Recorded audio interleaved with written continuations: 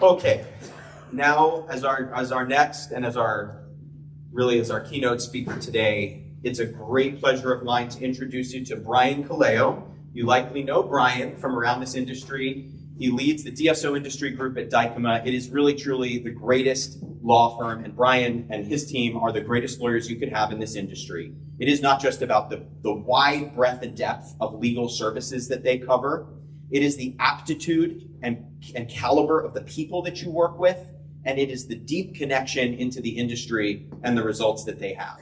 I always say, does everybody understand why we're here and what we're doing? And what I found is sometimes highly educated, highly skilled people that really are experienced and know what they're doing. When I ask that question and I get the answer, sometimes it's like, no, oh, I'm glad I asked that because they don't really know, what we're doing. And I've seen a lot of companies, because this is a technology heavy audience, sort of falter because, they were so excited about the concept or what they were doing, but they never really sat back and they never really asked, does everybody understand why we're here and what we're doing? So that's how we have to sort of start any conversation, I think. In general, if you're trying to get something done, I think it's good to start the conversation that way. But certainly when it comes to technology, innovation, and dentistry, I think that is the first question everybody's got to ask, because this is an exciting time. It's a scary time, but an exciting time. There's been more innovations in the last 5 years than the previous 100. It's a great time to be in dentistry. But the reason we got to ask that, does everybody understand why we're here and what we're doing, is because of this, right?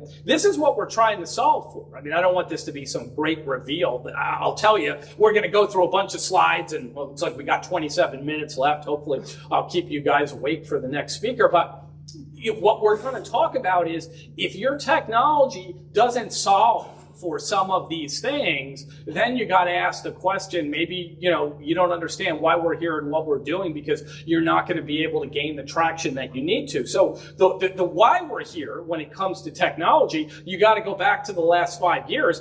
And there's been unprecedented market challenges that we've never seen before. There was a great lockdown, right? The first time in the history of the dental industry that the government said you can't go to the dentist. That's never happened. I hope it doesn't happen again in my lifetime, but it happened in March of 2020, and it was on nobody's radar, right? We were talking about maybe a recession. I remember I was speaking at the end of 2019, is there possibly going to be a recession? What could possibly happen? Things like that. But this wasn't on anybody's radar. When they started that year and they watched the ball drop and it was New Year's, nobody thought anything like that was even possible to happen until it did, and it just did.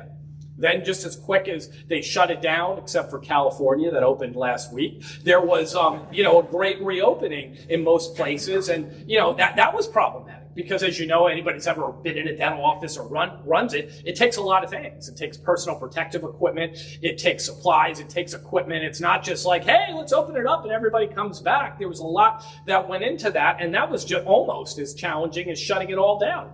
Then you had a period of recovery that went okay, but what nobody, it's always this law of unintended consequences. Everybody does the best they can to deal with an emergency, but then there's always unintended consequences. And in this case, a lot of the aid programs made it more lucrative for people to stay at home on the couch than come to work. So we had a great resignation, the likes of which we'd never seen. And it's, it wasn't just in dentistry. It was all over the service business. If you ever go to a restaurant, happened to me last night, you see a bunch of empty tables, but they tell you they're all filled and they can't seat you. That's because of the Great Resignation. I mean, you see an empty table there, but they don't have enough staff to service people. So even though there's capacity in the restaurant, you got to go somewhere else. And we see that now, unfortunately, in dentistry. More hygienists, more assistants, more back office employees left, and many of them, or a lot of them, never came back. And we can't graduate them quick enough. When it comes to hygienists and things, CODA regulations and certain ratios and other things that we have to do, we simply can't graduate them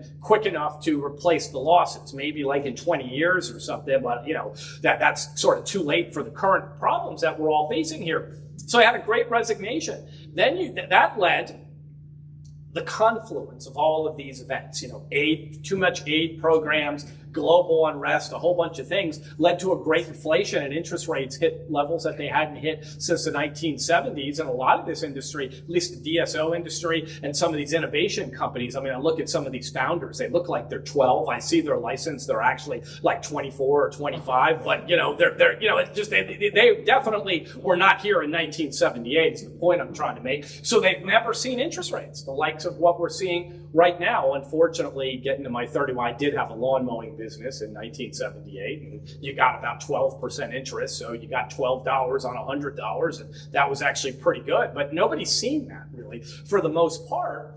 Certainly in the DSO industry, which is a relatively new industry, and even in this state of innovation with all of these amazing innovations that have happened in the last 5, 6, 7 years, nobody saw interest rates that high. That led to a great uncertainty, a great M&A drought. So a segment of the economy that was exploding and doing more M&A activity than it ever had in the history of the industry, hit all kinds of records in 2019, the latter half of 20 and 21, kind of ground to a halt. And I'll show you a slide later. There's been 75 big transactions abandoned, and only 8 of them went through. So we had a great M&A drought, and then we thought, last year, about this time, we had a new presidential administration. It was going to be business friendly. Everything was going to fire back up. And that really didn't happen. What we did do is start trade wars with most of the developed world. And it seems like they might still even be going on. Whenever I think they're over, there's a threat that comes back. And that's led to higher prices and higher issues. So this is the backdrop of which we have to consider when we talk about technology. And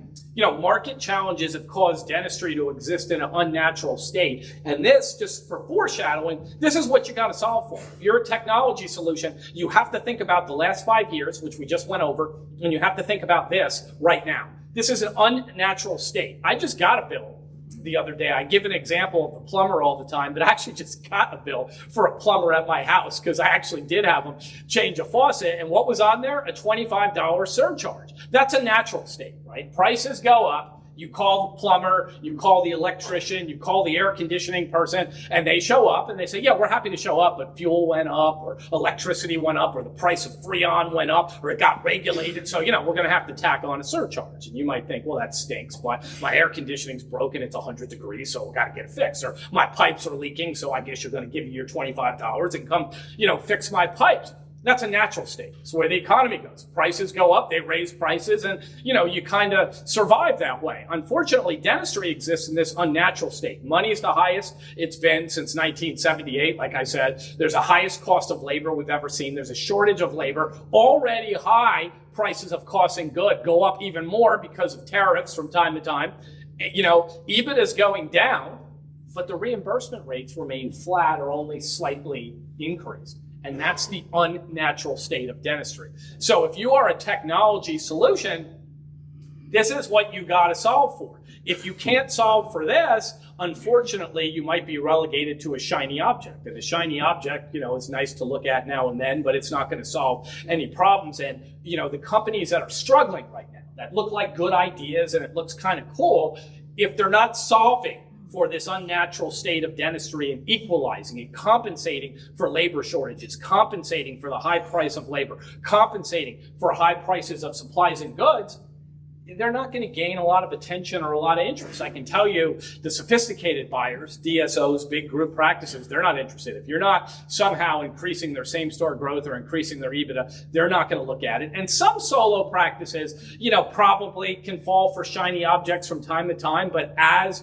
the market has gotten tougher and their profit margins have been eroded, they're not really impressed either if you're not solving for these problems. So when we think about technology, which we're going to talk about, for the rest of this presentation, this is what you have to solve for. If you're not solving for these problems, I think you're going to struggle. And when you ask the question that I think you should at the beginning of anything you do, does everybody understand why we're here and what we're doing? That's why we're here and that's what we're doing. And if you get off message there, you're probably not going to be very successful. I've had a lot of conversations with Jeremy Krull, who I've had the pleasure of advising and spending time with, and I know he's not investing in anything that doesn't solve for these problems.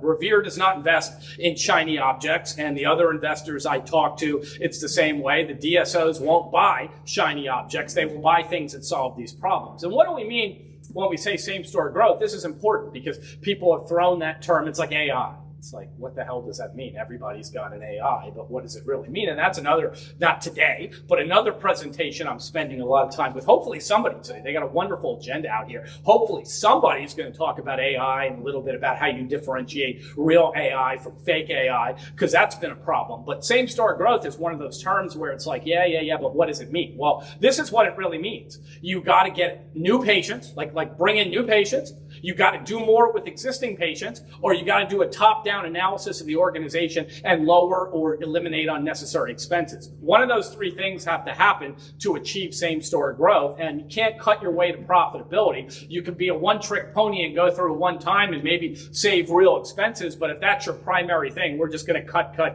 That's not sustainable. So it really comes down to bringing in new patients or doing more with existing patients, or sustainably lowering costs. Like we used to need 10 employees, now we need 6 because we've got technology. Something like that can lower your overhead and increase your profitability. I talked about the great M&A drought. There were 75 deals.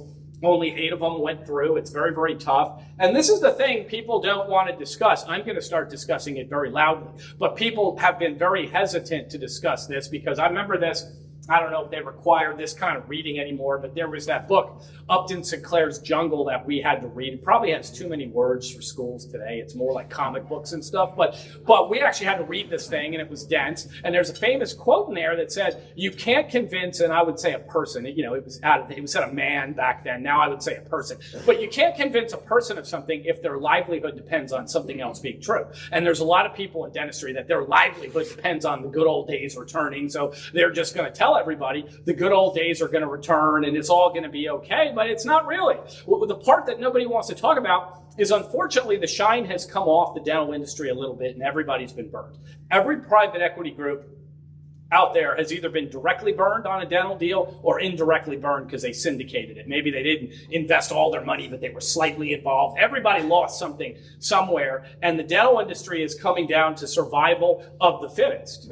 I like that. I don't know, my marketing team does well, like a prehistoric, like scorpion or something. I think that's cool. Like Laura, like she got the award. That's why we gave Laura the award. I mean, that kind of stuff is really, really cool. I don't know where you even find that stuff, but this is becoming survival of the fittest, and only the strongest, most differentiated organizations are going to recapitalize, okay, or going to be able to be sold. There's a lot of organizations, and nobody wants to talk about this, that are in purgatory. You know, some of the ones that are like really bad, the bank's taken the keys, they've been sold off, they're getting sold, some have closed their doors. That was 2023, 2024, first quarter of 25. Most of the things that are going to go under mostly have gone under. Where we are right now is some things are in purgatory. They're making money, they can service their debt, which is tripled, by the way, but they're not attractive enough to sell. And what do you do in that situation? And these are problems that we're all thinking about, thought leaders in the industry as we go forward. If you have a business in purgatory, it can service its debt, but the lenders won't lower the interest rate or anything, but it's not attractive to anybody to buy. What the hell do you do there? It's becoming a problem. And, this is what a lot of people will tell you, but it's not really true. And again, this comes back to technology. All of this does. The keys to resurrecting the M&A market, a lot of people get upset. We got to lower the interest rates. And Trump's putting that new person in here in April when Powell resigns, and he's going to lower rates. True. I think that's right. They are going to put a new person in, and that person's going to lower interest rates no matter what happens. We need less global uncertainty. Yeah, it's a good thing if we can stop some of these wars going on, Ukraine, Middle East, things like that. But, the sellers have to adjust their expectations. Yeah, I mean, that's true too. They got to be realistic valuations. Yeah. And we got to come up with creative solutions like earnouts, holdbacks, joint ventures, post-closing true-ups, all things we've done. And this is year 31 for me. We've done these things, but here's the part that nobody wants to talk about. Even if you do all these things, if you don't build a premium asset, people aren't going to buy you.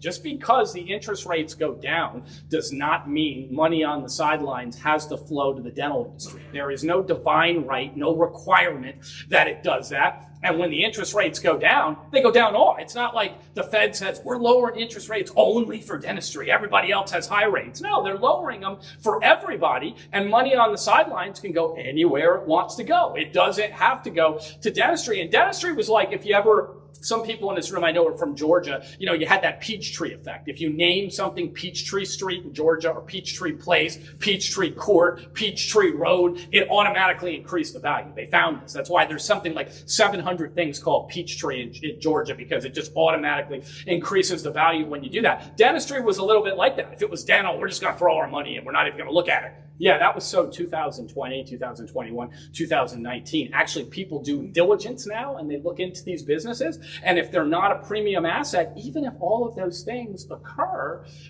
that they don't have to invest. And I don't think they're going to invest unless people build a premium asset. So the question comes, how do you build a premium asset? And I have talked about the mission statement, really for dental industry. I spend most of my career studying DSOs from the very beginning to the end, but this applies what I'm going to put on the screen here to pretty much any organization. And this is what the mission statement is, how you build a premium asset: to provide the highest quality patient care, best possible culture while deploying highly selective M&A and de novo strategies. And here's the part why we're here. Also, leveraging technology and business innovations to streamline operations, create same-store growth, and new lines of business to maximize the enterprise value in a selective and competitive M&A environment. And the big part of that is leveraging technology and business innovations, but you have to do that to solve the problems we've been going over. You can't just be a cool, shiny object. That's for Disney World. You go there, I take my baby nieces there, and there's a lot of shiny things like, that's really cool. That kind of lights up. And,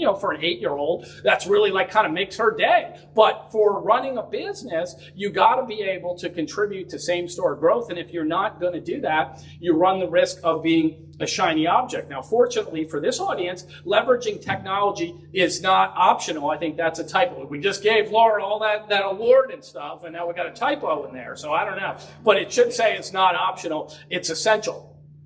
Okay, and it's critical to going forward, and the businesses that succeed are going to leverage technology. And I, spent a lot of time, my whole career, diligencing dental organizations and sort of, wrote the book on the criteria that you use. In the last couple of years, a big component, I've got a $900 million deal that we're looking at. Keep your fingers crossed it's going to close. I have 2 others that are in the, mid $300-400 million range. And a big part of the diligence process for the buyer is how are they leveraging technology? What solutions are they using? And what success have they met with those solutions over the last couple years? And if we're finding that they're not leveraging any technology, they're less attractive as a target. And if we're finding that they're misusing technology, like they're using it, but it's not really working, then that's going to lower the value also. Now, necessity is the mother of invention. The reason a lot of this stuff is going on is because of all the challenges we have in the industry. Like, you don't get a COVID vaccine in 3 months unless people are dying all over the world. Then suddenly it shows up. Otherwise, it takes 3 or 4 years to get that vaccine. And technology holds the key to overcoming market challenges. So, what do you need to do with technology? This is what you need to be doing in some form if you have a solution, or if you're looking at buying a solution, or you're looking at implementing a solution. And there are people in this room that are doing all of them. There are people that are investing in things, in technology. There are people that are, using technology, and there are people that run technology companies all in this room. So this is what I think. You got to lower overhead. This is why organizations will leverage technology, because it will lower some of the highest overhead I've seen in 31 years in this business. We've got to compensate for staff shortages, both clinical and non-clinical, and a lot of the tools out there do a great job of doing those sort of things. We got to meet patients where they are. I never can understand why the young people in my office won't walk 50 feet to talk to somebody. It's like they can text, they can Insta something, they can DM something, they can message. I mean, there's 11 things they can do besides walk 50 feet. That's a problem. And it's also, in the case of dentists, it's like that old song, I'll do anything for love, but I won't do that. Dentists will do anything, right? Except more dentistry. It's that's the thing you can't get them to do. That's why I said dentistry exists in an unnatural state. Any other business, you're gosh, we're not meeting our margins. We're going to work weekends. We're going to work nights. We're going to do that. Dentistry just don't really operate that way. You can't make these kids work more. They don't want to do it. They don't want to work weekends. They don't want to work nights. They'll do anything but more dentistry. So technology can bridge the gap on this. It provides a superior patient experience. increases revenue, increases EBITDA, and increases enterprise value. So this is why at least the consumers of technology will be utilizing technology. And if you're misaligned, if you're like, no, my solution doesn't do any of that, but I still want them to use it, yeah, that's a big problem. That's like a, red flag, spoiler alert or something. You're going to have a big problem there. But if your solution can help do these things, then you're going to gain traction. Now, I'm in year, I think 3 of, I've been advising 26 or 27 technology companies about, how to conduct business in the DSO industry in the marketplace. And what we found, another one, Laura did a good job here. I hated this movie. I thought it was awful, but it really sort of captures the essence of what I'm trying to say. What happened, and really this is 23 to 25, if I'm being honest, is it's been failure to launch. Like, we've got these solutions that we know are great. We have some case studies behind them. They will do the things I've been talking about. They'll increase your revenue, they'll increase your EBITDA, increase your enterprise value, but they're not being implemented. So that's where we get to failure. Like, what is going on here? And what we've learned, in the last 3 years in the age of technology is the things that sort of sabotage this: lack of education. A lot of times, DSO management or other folks will think a solution's great, they'll sign a contract, but they won't educate anybody, and then they'll wonder why it doesn't get implemented in their offices.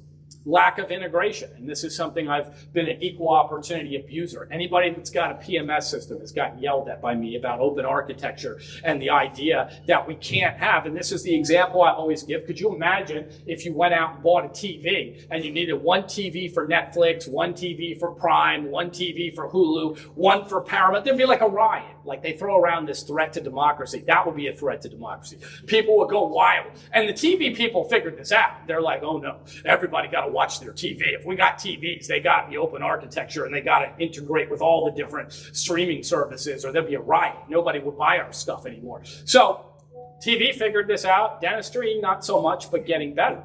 There still are solutions out there that don't integrate with everything. And if it doesn't integrate with your PMS system, they're not going to use it. We learned that. It's a shame. Sometimes my clients have to turn things down that would be good because it doesn't integrate. So everybody's got to get as much of this stuff integrated as they can. If you're a new company, you're dead in the water if you don't integrate. But, we're moving, but not as fast as I'd like. Lack of an implementation plan, right? If you go to a DSO in particular, or even a group practice, maybe not so much a solo, maybe you can figure it out in the solo a little easier. But if you've got group practice, you've got a DSO, and you don't have a plan as the vendor partner as to how you're going to roll out your technology across this organization, you're setting yourself up for big disappointment, big failure. Other one is too many options. The market is flooded. I think it's good. I'm not suggesting in any way that we tell people not to innovate. I think that's just a free market economy. Everybody's free to do whatever they want, and the best solutions will survive. That's been the way America's operated, for hundreds of years. And I think that's great. But there are right now too many options there, and it requires a lot of research to figure out which ones are value added and which ones aren't.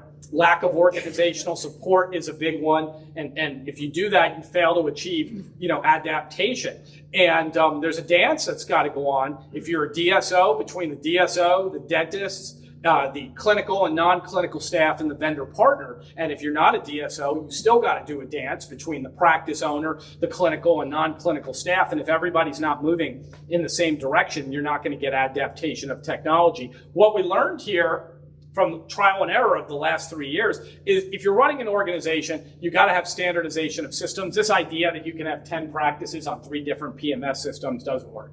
It just doesn't work. Now, there are some solutions that try to integrate them, and I'm eagerly looking at what they might look at in the market, but you can't have different PMS systems. You can't have 3 different AI options. You got to standardize. You got to have, as we went through, proper education, proper integration.